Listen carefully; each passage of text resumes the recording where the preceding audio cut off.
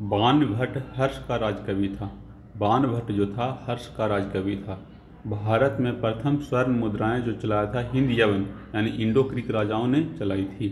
भारत में प्रथम स्वर्ण मुद्राएं हिंद यवन या इंडो ग्रीक राजाओं ने चलाई थी। बदरुद्दीन तैयबजी भारतीय राष्ट्रीय कांग्रेस के प्रथम मुस्लिम अध्यक्ष बने थे। बदरुद्दीन तैयबजी भारतीय राष्ट्रीय कांग्रेस के प्रथम मुस्लिम अध्यक्ष बने थे। यह 1887 के मद्रास अधिवेशन के अध्यक्ष बने थे। बदरुद्दीन तैयबजी भारतीय राष्ट्रीय कांग्रेस के प्रथम मुस्लिम अध्यक्ष बने थे। 1887 में मद्रास अधिवेशन के अध्यक्ष बने थे। भारतीय राष्ट्रीय कांग्रेस के प्रथम अधिवेशन 1885 में बम्बई में हुआ था। इसके अध्यक्ष बिमलेश चंद्र बनर्जी ने की थी। भारतीय राष्ट्रीय कांग्रेस के प्रथम अधिवेशन 1885 ईस्वी में बम्बई में हुआ था। इसका अध्यक्षता जो किए थे वो बिमलेश चंद्र बनर्जी किए थे। लॉर्ड डलहौजी ने राज अपहरण की नीति का क्रियान्वयन किया था। लॉर्ड डलहौजी जो था वह राज अपहरण नीति का क्रियान्वयन किया था।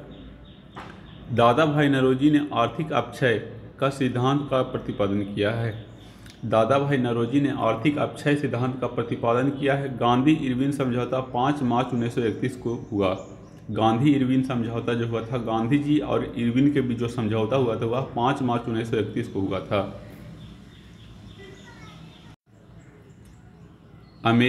दक्षिण अमेरिका के चरगाह या घास को पम्पास कहते हैं। दक्षिण अमेरिका के चरगाह या घास के स्थल को पम्पास कहते हैं। अब उत्तरी अमेरिका का पूछे तो उत्तरी अमेरिका के घास या चरगाह को प्रेयरी कहा जाता है। उत्तरी अमेरिका के चरगाह या घास स्थल को प्रेयरी कहा जाता है और दक्षिणी अमेरिका के चरगाह या घास स्थल को पम्पास कहा जाता है। जावा तथा सुमात्रा के मध्य सुंडा जलडमरू मध्य स्थित है। जावा तथा सुमात्रा के मध्य सुंडा जलडमरू मध्य स्थित है। राष्ट्रपति द्वारा राज्यसभा में अधिकतम 12 सदस्य को मनोनीत किया जाता है। राष्ट्रपति के द्वारा राज्यसभा में अधिकतम 12 सदस्यों को मनोनीत किया जाता है। प्रधानमंत्री योजना आयोग के पदेन अध्यक्ष होते हैं। प्रधानमंत्री जो हैं योजना आयोग के पदेन अध्यक्ष होते हैं। योजना आयोग की स्थापना किया गया था 1950 ईस्वी में। योजना आयोग का स्थापना 1950 में हुआ था। 1 जनवरी 2015 से योजना आयोग के नाम बदलकर नीति आयोग कर दिया गया।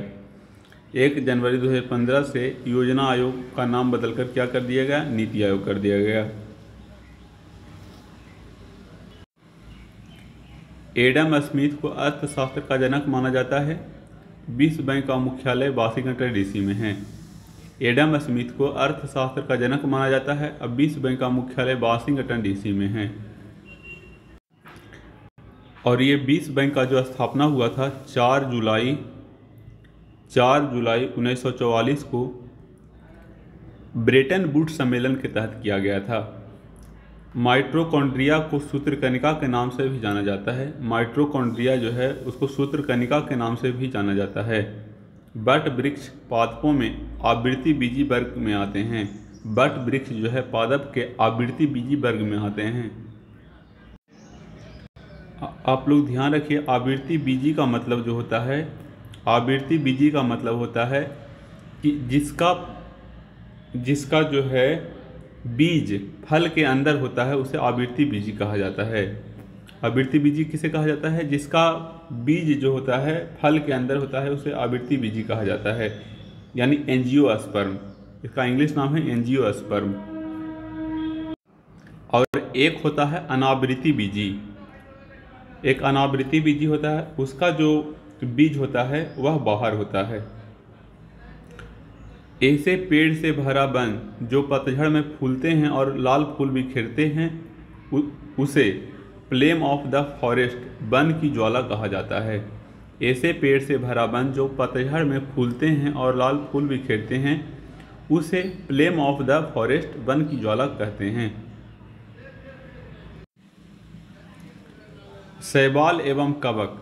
शैवाल एवं कवक का नाम जीवों को लाइकेन को 2 जीवधारियों का सहजीवी सहचर समझा जाता है। शैवाल एवं कवक नामक जीवों को लाइकेन का 2 जीवधारी का सहजीवी सहचर समझा जाता है।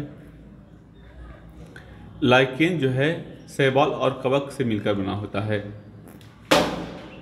शैवाल से आगार प्राप्त होता है। शैवाल से आगार प्राप्त होता है, जिसका उपयोग आमतौर पर संश्लेषित वृद्धि माध्यम और बेकरी में किया जाता है।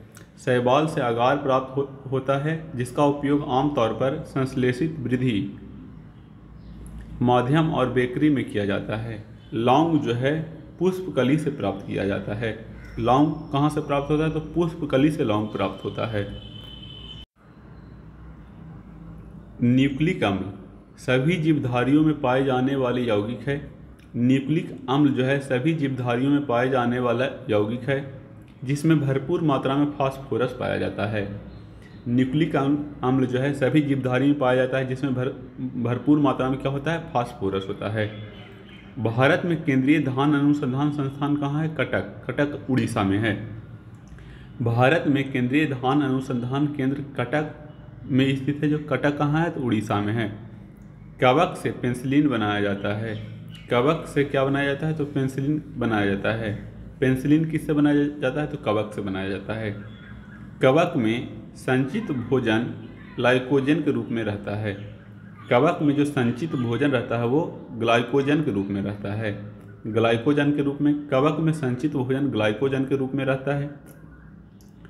7 अप्रैल को विश्व स्वास्थ्य दिवस मनाया जाता है। 7 अप्रैल को विश्व स्वास्थ्य दिवस मनाया जाता है। एडवर्ड टेलर ने हाइड्रोजन बम का आविष्कार किया था। एडवर्ड टेलर जो है वो हाइड्रोजन बम का आविष्कार किए थे। एडवर्ड टेलर ने हाइड्रोजन बम का आविष्कार किया था। हाइड्रोजन बम जो है नाभिकीय संलयन पर कार्य करता है। हाइड्रोजन बम जो है नाभिकीय संलयन पर कार्य करता है और इसे बनाया था कौन ने? एडवर्ड टेलर ने। और परमाणु बम की बात करें कि परमाणु बम किस सिद्धांत पर काम करता है? तो परमाणु बम जो है नाभिकीय विखंडन के सिद्धांत पर काम करता है। बिंदुसार मौर्य वंश का शासक था। ये बिंदुसार जो है एक बिंबिसार होता है। बिंबिसार जो है हर्यक वंश के संस्थापक थे और बिंदुसार जो है मौर्य वंश का शासक था। बिंदुसार किसका पुत्र था? तो बिंदुसार जो है चंद्रगुप्त मौर्य। चंद्रगुप्त मौर्य का पुत्र कौन था? तो बिंदुसार। बिंदुसार। और बिंदुसार का पुत्र कौन था? तो अशोक था। याद ध्यान रखिएगा, चंद्रगुप्त मौर्य का पुत्र बिंदुसार, बिंदुसार का पुत्र जो है अशोक है। अब आगे आइए। चंद्रगुप्त मौर्य का पुत्र बिंदुसार 298 ईसा पूर्व में गद्दी पर बैठा था। ठीक है, तो अब यहाँ से ये ध्यान रखिएगा कि चंद्रगुप्त मौर्य का जन्म कब हुआ था? तो चंद्रगुप्त मौर्य का जो जन्म हुआ था 345 BC यानी ईसा पूर्व में हुआ था। और चंद्रगुप्त मौर्य जो हैं वो गद्दी पर कब बैठे थे? तो चंद्रगुप्त मौर्य जो हैं वो गद्दी पर 322 ईसा पूर्व में बैठे थे। 322 ईसा पूर्व में बैठे थे और इनका मृत्यु 298 ईसा पूर्व में हो गया था। इसके बाद बिंदुसार गद्दी पर बैठा था और बिंदुसार का मृत्यु 269 BC में हो गया था। इसके बाद अशोक गद्दी पर बैठा था 269 ईसा पूर्व में। अब आगे आइए। यूनानी लेखक बिंदुसार को अमित्रोकोटस या अमित्रघात के नाम से जानते थे। यूनानी लेखक बिंदुसार को अमित्रोकोटस या अमित्रघात के नाम से जानते थे। अमित्रघात का मतलब होता था शत्रुओं का नाशक। जो शत्रुओं का नाश करने वाला होता था उसे अमित्रघात कहा जाता था, के नाम से जानते थे। यूनानी राजदूत डायमेकस इसके दरबार में आया था। बिंदुसार के दरबार में कौन आया था? तो यूनानी राजदूत डायमेकस इसके दरबार में आया था। अगला है बाबरनामा के लेखक बाबर हैं। बाबरनामा के लेखक बाबर हैं। बाबर जो है बाबरनामा को तुर्की भाषा में लिखे थे। यह भी बात आप लोग ध्यान रखिएगा, क्योंकि जो मुग़ल काल का भाषा जो था वह फारसी था, लेकिन बाबर जो है 2 ऐसे शासक हुए जो अपना आत्मकथा खुद लिखे थे। एक बाबर हुआ था और दूसरा जहांगीर जो खुद लिखा था। तो बाबर जो लिखे थे तुर्की भाषा में, इसको फिर इस भाषा को बदलकर फिर फारसी भाषा में करवा दिया गया था। बाबर जो अपना बाबरनामा लिखे थे वो तुर्की भाषा में लिखे थे। जहांगीर का जो था वो फारसी भाषा में लिखा था, फारसी भाषा में लिखे थे। मुगल साम्राज्य की स्थापना बाबर ने की थी। मुगल साम्राज्य की स्थापना बाबर ने किया था। बाबर ने पानीपत के प्रथम युद्ध 21 अप्रैल 1526 में इब्राहिम लोदी को पराजित कर भारत में मुगल साम्राज्य का नींव डाला। बाबर ने पानीपत के प्रथम युद्ध 21 अप्रैल 1526 को इब्राहिम लोदी को पराजित कर भारत में मुगल साम्राज्य का नींव डाली। अब देख लेते हैं बाबर का प्रमुख युद्ध जो भारत पर यह आक्रमण किया था। 1526 में पानीपत का युद्ध हुआ था, 1527 में खानवा का युद्ध हुआ था, 1528 में चंदेरी का युद्ध हुआ था, 1529 में घाघरा का युद्ध हुआ था और 1530 में बाबर का मृत्यु हो गया था। अगर पूछा जाए कि बाबर भारत पर प्रथम आक्रमण कब किया था तो यह ध्यान रखिएगा, क्वेश्चन पूछा गया है एग्जाम में। 1519 में बाबर ने भारत पर प्रथम आक्रमण किया था। कब किया था? तो 1519 में बाबर ने भारत पर प्रथम आक्रमण किया था। उसके बाद 4 युद्ध लड़े, पानीपत का युद्ध, खानवा का युद्ध, चंदेरी का युद्ध, घाघरा का युद्ध, यह भी आप लोग ध्यान रखिए। बहादुर शाह द्वितीय अंतिम मुगल सम्राट था। बहादुर शाह द्वितीय को बहादुर शाह जफर के नाम से भी जाना जाता है, जफर के नाम से भी जाना जाता है। यह अंतिम मुगल सम्राट थे। इन्हें रंगून भेज दिया गया था और वहीं पे इनका मृत्यु हो गया था। रंगून यानी बर्मा, जो अभी वर्तमान में म्यांमार है। महात्मा गांधी द्वारा भारत छोड़ो आंदोलन का नेतृत्व किया गया था। महात्मा गांधी द्वारा भारत छोड़ो आंदोलन 8 अगस्त 1942 को घोषणा किया गया था और 9 अगस्त 1942 से शुरू किया गया था। आगे देखते हैं, भारत छोड़ो आंदोलन की शुरुआत 9 अगस्त 1942 को हुआ था।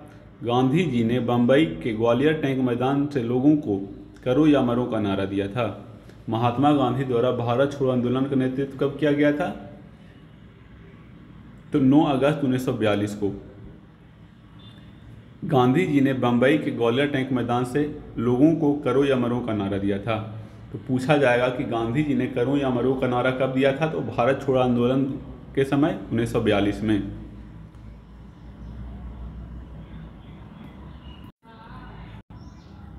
मंगल और बृहस्पति के बीच क्षुद्र ग्रह देखे जाते हैं। मंगल और बृहस्पति के बीच क्षुद्र ग्रह देखे जाते हैं। आप लोग को ये हुआ सूर्य,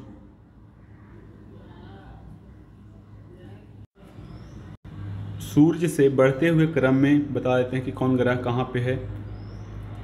तो इसके लिए एक है, पहले पृथ्वी लिख लेंगे, ठीक है, पृथ्वी लिखेंगे। उसके बाद मंगल, फिर बुध, बृहस्पति, फिर यहाँ शुक्र, शनि, अरुण, वरुण, यही क्रम है सूर्य से दूरी के क्रम में। पहले सबसे नज़दीक बुध है, उसके बाद शुक्र है, पृथ्वी है, मंगल है, बृहस्पति है, शनि है, अरुण है, वरुण है। शुक्र ग्रह सौरमंडल का सबसे चमकीला ग्रह है। सूर्य ग्रह जो है सौरमंडल का सबसे चमकीला ग्रह है। चंद्रमा पृथ्वी का एकमात्र उपग्रह है। चंद्रमा जो है पृथ्वी का एकमात्र उपग्रह है। झेलम नदी तुलुल परियोजना पर स्थित है। झेलम नदी तुलुल परियोजना पर स्थित है। झेलम नदी पर तुलुल परियोजना स्थित है। झेलम नदी कश्मीर में बहने वाली नदी है। झेलम नदी जो है कश्मीर में बहने वाली नदी है। तुलुल परियोजना कश्मीर में स्थित परियोजना है। तुलुल परियोजना जो है कश्मीर में स्थित परियोजना है। जनगणना जो है संघ सूची के अंतर्गत आता है।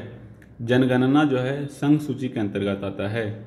और जनसंख्या जो है जनसंख्या जो है राज्य सूची के अंतर्गत आता है। जनसंख्या राज्य सूची के अंतर्गत आता है और जनगणना संघ सूची के अंतर्गत आता है। भारतीय संविधान भारत को राज्यों के संघ है के रूप में वर्णित करता है। भारतीय संविधान भारत को राज्यों के संघ है के रूप में वर्णित करता है। दूरी का मात्रक प्रकाश वर्ष है। दूरी का मात्रक जो है प्रकाश वर्ष है। राशियों की कुल संख्या 12 है। राशियों की कुल संख्या 12 है। निकोलसन और जीन द्वारा सिनेमा का आविष्कार किया गया था। निकोलसन और जीन के द्वारा सिनेमा का आविष्कार किया गया था। ध्वनि के एक स्थान से दूसरे स्थान के जाने की प्रक्रिया को ध्वनि का संचरण कहते हैं। ध्वनि के एक स्थान से दूसरे स्थान के जाने की प्रक्रिया को ध्वनि का संचरण कहते हैं। ध्वनि माध्यम में तरंग के रूप में चलती है। ध्वनि जो है माध्यम में तरंग के रूप में चलता है। अनुदैर्ध्य तरंग के निर्माण के लिए माध्यम की प्रत्यास्था आवश्यक है। अनुदैर्ध्य तरंग के निर्माण के लिए माध्यम की प्रत्यास्था आवश्यक है। विटामिन डी मछलियों के यकृत तल में पाया जाता है। विटामिन डी जो है मछली के यकृत तल में पाया जाता है। प्रोटीन मूल रूप से एंजाइम है। प्रोटीन जो है मूल रूप से एंजाइम है। 8 मार्च को अंतर्राष्ट्रीय महिला दिवस मनाया जाता है। लिंगराज मंदिर भुवनेश्वर में स्थित है। पटाका मकाऊ की मुद्रा को कहा जाता है। पटाका जो है मकाऊ के मुद्रा को कहा जाता है। हेलविड के भव्य मंदिरों का निर्माण होयसालों द्वारा करवाया गया था। हेलविड के भव्य मंदिरों का निर्माण होयसालों के द्वारा करवाया गया था। गुप्त वंश के संस्थापक श्री गुप्त को माना जाता है। गुप्त वंश के संस्थापक जो माना जाता है श्री गुप्त को माना जाता है। लेकिन गुप्त वंश का वास्तविक संस्थापक जो माना जाता है चंद्रगुप्त प्रथम को माना जाता है। चंद्रगुप्त प्रथम को माना जाता है। गुप्त शासक समुद्रगुप्त को भारत का नेपोलियन कहा जाता है। गुप्त शासक समुद्रगुप्त को भारत का नेपोलियन कहा जाता है।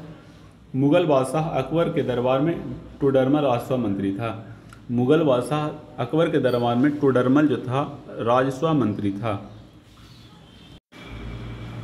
महात्मा गांधी का जन्म 2 अक्टूबर 1869 को गुजरात के पोरबंदर नामक स्थान पर हुआ था। महात्मा गांधी का जन्म 2 अक्टूबर 1869 को गुजरात के पोरबंदर नामक स्थान पर हुआ था। 1912 में दिल्ली भारत की राजधानी बनी। 1912 में दिल्ली भारत की राजधानी बनी। दिल्ली से पहले भारत की राजधानी क्या था? तो कोलकाता था। कोलकाता। दिल्ली से पहले भारत की राजधानी कोलकाता था। पृथ्वी का ध्रुवीय व्यास 12,714 किलोमीटर है। पृथ्वी का ध्रुवीय व्यास जो है 12,714 किलोमीटर है। मिट्टी के कटाव का मुख्य कारण जंगलों की कटाई है। मिट्टी के कटाव का मुख्य कारण जो है जंगलों की कटाई है। हेमेटाइट अयस्क से लोहा का निष्कर्षण किया जाता है। हेमेटाइट अयस्क से लोहा का निष्कर्षण किया जाता है। चाय की खेती गर्म और आर्द्र जलवायु क्षेत्र में की जाती है। चाय की खेती जो है गर्म और आर्द्र जलवायु क्षेत्र में किया जाता है। नहावा सेवा जिसे जवाहरलाल नेहरू बंदरगाह भी बोला जाता है। नहावा सेवा जिसे जवाहरलाल नेहरू बंदरगाह भी बोला जाता है जो कि मुंबई में है, देश का सबसे बड़ा कंटेनर बंदरगाह है। नहावा सेवा जिसे जवाहरलाल नेहरू बंदरगाह जो मुंबई में है, देश का सबसे बड़ा कंटेनर बंदरगाह है। कैबिनेट मिशन 16 मई 1946 के सिफारिश पर संविधान सभा का गठन हुआ था। कैबिनेट मिशन जिसका स्थापना 16 मई 1946 को सिफारिश पर संविधान सभा के द्वारा गठित हुआ था। राष्ट्रपति भारत का प्रथम नागरिक होता है। राष्ट्रपति जो है भारत का प्रथम नागरिक होता है। पहली बार 19 जुलाई 1969 को 14 बैंकों का राष्ट्रीयकरण किया गया था। पहली बार 19 जुलाई 1969 को 14 बैंकों का राष्ट्रीयकरण किया गया था। दूसरी बार बैंकों का राष्ट्रीयकरण किया गया था वह 1980 में 6 बैंकों का राष्ट्रीयकरण किया गया था। 6 बैंकों का राष्ट्रीयकरण किया गया था। अगला है ध्वनि को डेसिबल में मापा जाता है। ध्वनि को डेसिबल में मापा जाता है। कांच से गुजरते समय बैंगनी रंग का गति सबसे कम हो जाता है। कांच से गुजरते समय बैंगनी रंग का गति जो है सबसे कम हो जाता है। 1984 में भोपाल गैस त्रासदी में मिथेल आइसोसाइनेट नामक गैस का रिसाव हुआ था। तो डेट भी पूछ देता है कभी कभी। 3 दिसंबर 1984 को भोपाल गैस त्रासदी मिसाल आइसोसाइनेट नामक गैस का रिसाव हुआ था। सिनेवार किसका अयस्क है? तो पारा का अयस्क है सिनेवार। मुर्रा, सुरती, मावड़ी, जाफराबादी और मेहसाना ये सभी भैंस की मुख्य नस्लें हैं। मुर्रा, सुरती, मावड़ी, जाफराबादी और मेहसाना ये सभी भैंस की नस्लें हैं। इलायची को मसालों की रानी कहा जाता है। इलायची को मसालों की रानी कहा जाता है। दालचीनी की प्राप्ति वृक्ष के छाल से होता है। दालचीनी की प्राप्ति जो है वृक्ष की छाल से होता है। सिस्टम नेचर लिनियस की पुस्तक है। सिस्टम नेचर जो है लिनियस का पुस्तक है। लिनियस को आधुनिक वर्गीकरण का पिता कहा जाता है। फादर ऑफ टैक्सोनॉमी, आधुनिक वर्गीकरण यानी फादर ऑफ टैक्सोनॉमी किसे कहा जाता है? तो लिनियस को कहा जाता है। इसका पुस्तक का नाम जो है सिस्टम नेचर। सिस्टम नेचर किसका पुस्तक है? सिस्टम नेचर लिनियस का पुस्तक है। दालचीनी की प्राप्ति वृक्ष के छाल से होता है। दालचीनी की जो प्राप्ति होता है वृक्ष के छाल से होता है। इलायची को मसालों की रानी कहा जाता है। लिनियस को आधुनिक वर्गीकरण का पिता यानी टैक्सोनॉमी फादर ऑफ टैक्सोनॉमी कहा जाता है। बांग्लादेश की मुद्रा को टका कहा जाता है। बांग्लादेश का जो मुद्रा है उसको टका कहा जाता है। अब बांग्लादेश की जो राजधानी है वो कहाँ है? आप लोग ढाका। बांग्लादेश की राजधानी जो है ढाका है और मुद्रा का नाम टका है। बकरी के संदर्भ में अनुसंधान हेतु बकरी अनुसंधान संस्था की स्थापना उत्तर प्रदेश के मथुरा के पास मखदूम में की गई है। बकरी के संदर्भ में अनुसंधान हेतु केंद्रीय अनुसंधान संस्थान की स्थापना उत्तर प्रदेश के मथुरा के पास मखदूम में की गई है। जोरबरी बीकानेर में ईंट पर राष्ट्रीय अनुसंधान केंद्र है।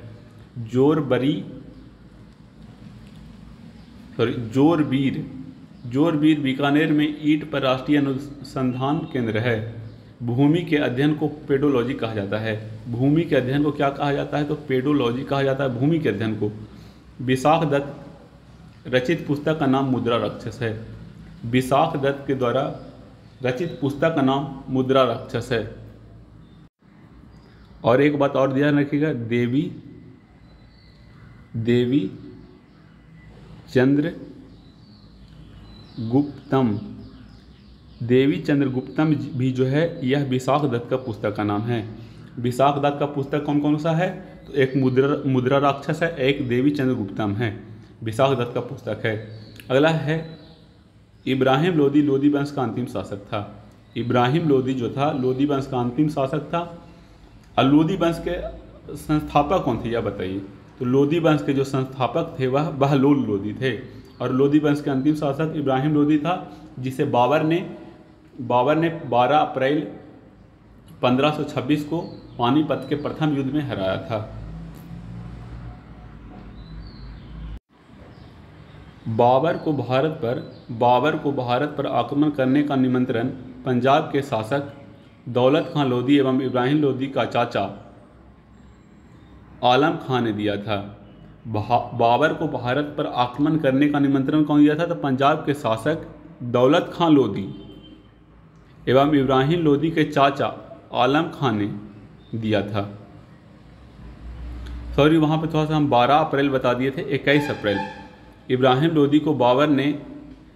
लोदी एवं बाबर के मध्य 21 अप्रैल 12 अप्रैल नहीं 21 अप्रैल 1526 को पानीपत के मैदान में युद्ध हुआ था। बाबर और इब्राहिम लोदी के बीच पानीपत का युद्ध जो हुआ था 21 अप्रैल 1526 को हुआ था। पानीपत का दूसरा युद्ध जो हुआ है 1556 में हुआ है और तीसरा युद्ध जो हुआ है 1761 ईस्वी में हुआ है। यह भी बात आप लोग ध्यान रखें। 1942 ईस्वी में आज़ाद हिंद फौज का गठन हुआ था। 1942 ईस्वी में आज़ाद हिंद फौज का गठन हुआ था। भारत में प्रथम रेल लॉर्ड डलहौजी के शासनकाल में प्रारंभ हुआ था। भारत में प्रथम रेल 16 अप्रैल 1853 को भारत में प्रथम रेल लॉर्ड डलहौजी के शासनकाल में प्रारंभ हुआ था। कब हुआ था? तो 16 अप्रैल 1853 को। 1917 में रूसी क्रांति हुआ था। 1917 में क्या हुआ था? रूसी क्रांति हुआ था 1917 में। रॉबर्ट वालपोल इंग्लैंड का प्रथम प्रधानमंत्री था। रॉबर्ट वालपोल इंग्लैंड का प्रथम प्रधानमंत्री था। पूछे कि इंग्लैंड का प्रथम प्रधानमंत्री कौन था? तो रॉबर्ट वालपोल। लंदन में इंडिया हाउस स्थित है। इंडिया हाउस जो है, इंडिया हाउस कहाँ स्थित है? तो लंदन में स्थित है। शरावती नदी पर जोग या गरसोप्पा जलप्रपात स्थित है। शरावती नदी पर गरसोप्पा या जोग जलप्रपात स्थित है। यह कहाँ है? तो कर्नाटका में है। अगला है भारत का सबसे बड़ा कृत्रिम प्रयोग फार्म अम्बाला में स्थित है। भारत का सबसे बड़ा कृषि प्रायोगिक फार्म अम्बाला में अवस्थित है। राष्ट्रीय समुद्री विज्ञान संस्थान गोवा में स्थित है। राष्ट्रीय समुद्री विज्ञान संस्थान कहाँ है? राष्ट्रीय समुद्री विज्ञान संस्थान कहाँ है? तो गोवा में स्थित है। शिक्षा समवर्ती सूची के अंतर्गत आता है। शिक्षा जो है समवर्ती सूची के अंतर्गत आता है। शिक्षा जो है समवर्ती सूची के अंतर्गत आता है। राष्ट्रीय समुद्री विज्ञान संस्थान गोवा में स्थित है। भारत की सबसे बड़ा कृषि प्रायोगिक फार्म अम्बाला में अवस्थित है। शरावती नदी पर गरसोप्पा या जोग जलप्रपात स्थित है। 5 विषयों को राज्य सूची से समवर्ती सूची में स्थानांतरित कर दिया गया था, जैसे शिक्षा, वन, वन्यजीव एवं पक्षियों का संरक्षण, मापतौल और न्याय प्रशासन एवं उच्चतम न्यायालय और उच्च न्यायालय के अलावा सभी न्यायालयों को गठन और संगठन 42वें संशोधन के अंतर्गत 5 ऐसा विषय था जिसको राज्य सूची से समवर्ती सूची में, जैसे शिक्षा जो था पहले राज्य सूची का विषय था, वन जो था वह राज्य सूची का विषय, वन्यजीव ये सब राज्य सूची का विषय था, अब समवर्ती सूची में बदल दिया गया है। अगला है उपराष्ट्रपति राज्यसभा के पदेन सभापति होते हैं। उपराष्ट्रपति राज्यसभा के पदेन अध्यक्ष होते हैं या इसे सभापति भी कह सकते हैं। उपराष्ट्रपति राज्यसभा के पदेन सभापति यानी अध्यक्ष होते हैं। यह किस अनुच्छेद के तहत है? तो ये अनुच्छेद 64 के तहत कहा जाता है कि उपराष्ट्रपति राज्यसभा के पदेन अध्यक्ष होंगे। यह अनुच्छेद 64 के तहत। डायोड का इस्तेमाल परावर्तित धारा को दृढ़ धारा में बदलने के लिए किया जाता है। डायोड का इस्तेमाल कहाँ किया जाता है? तो परावर्तित धारा को दृढ़ धारा में बदलने के लिए किया जाता है। लाफिंग गैस का रासायनिक नाम नाइट्रस ऑक्साइड यानी फार्मूला जो है N2O होता है। लाफिंग गैस का रासायनिक नाम नाइट्रस ऑक्साइड यानी N2O है। मोनाजाइट थोरियम का अयस्क है। मोनाजाइट जो है थोरियम का अयस्क है। यह सबसे ज़्यादा केरला में मिलता है। मोनाजाइट केरल के समुद्री तट पर बालू में प्रचुर मात्रा में पाया जाता है। मोनाजाइट जो है केरल के समुद्री तट पर बालू में प्रचुर मात्रा में पाया जाता है। हेमाटाइट लोहा का अयस्क है।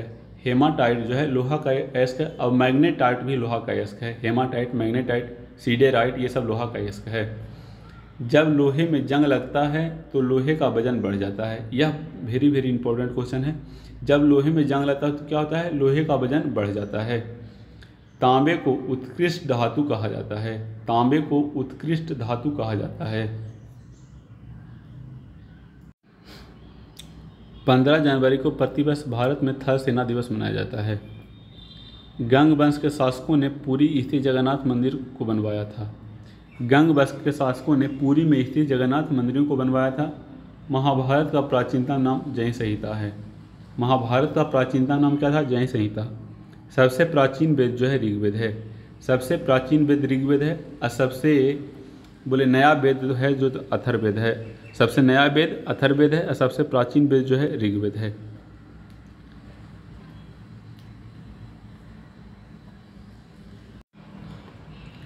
सबसे नया वेद जो है अथर्ववेद है। वेद, उपवेद और रचनाकार दिया हुआ है। ऋग्वेद का उपवेद है आयुर्वेद और इसके रचनाकार है धन्वंतरी। यजुर्वेद का जो उपवेद है धनुर्वेद है और इसका रचनाकार है विश्वामित्र। अगला है सामवेद, जिस संगीत का जनक भी कहा जाता है। इसका उपवेद है गंधर्ववेद और इसके रचनाकार हैं भरत मुनि। अगला है अथर्ववेद, जिसका उपवेद है शिल्पवेद और इसका जो रचनाकार हैं विश्वकर्मा हैं। खजुराहो मंदिर का निर्माण 1000 वर्ष पहले हुआ था। खजुराहो मंदिर का निर्माण जो हुआ था 1000 वर्ष पहले हुआ था। खारवेल का हाथी गुफा अभिलेख जो उड़ीसा राज्य में स्थित है। खारवेल का हाथी गुफा अभिलेख जो है उड़ीसा राज्य में स्थित है। रामतनु पांडे तानसेन का असली नाम था। रामतनु पांडे तानसेन का असली नाम था महेश दास। महेश दास किसका असली नाम था? तो ये बीरबल का असली नाम था। बीरबल का असली नाम क्या था? तो महेश दास। जलालुद्दीन अकबर को प्रथम सामाजिक सुधार करने वाला मुसलमान शासक माना जाता है। जलालुद्दीन अकबर को प्रथम सामाजिक सुधार करने वाला मुसलमान शासक माना जाता है। विजयनगर शासकों में सबसे महान कृष्णदेवराय को माना जाता है। विजयनगर शासकों में सबसे महान कृष्णदेवराय को माना जाता है। गोकाक झरना बेलगावी कर्नाटक में स्थित है। गोकाक झरना जो है बेलगावी कर्नाटक में स्थित है। संसार का सबसे गहरा महासागर प्रशांत महासागर है। संसार का सबसे गहरा महासागर जो है प्रशांत महासागर है। संसार का सबसे बड़ा द्वीप जो है ग्रीनलैंड है। संसार का सबसे बड़ा द्वीप जो है ग्रीनलैंड है। संसार का सबसे गहरा महासागर जो है प्रशांत महासागर है। इसके अंदर मेरियाना गर्त जो है वह सबसे गहरा है।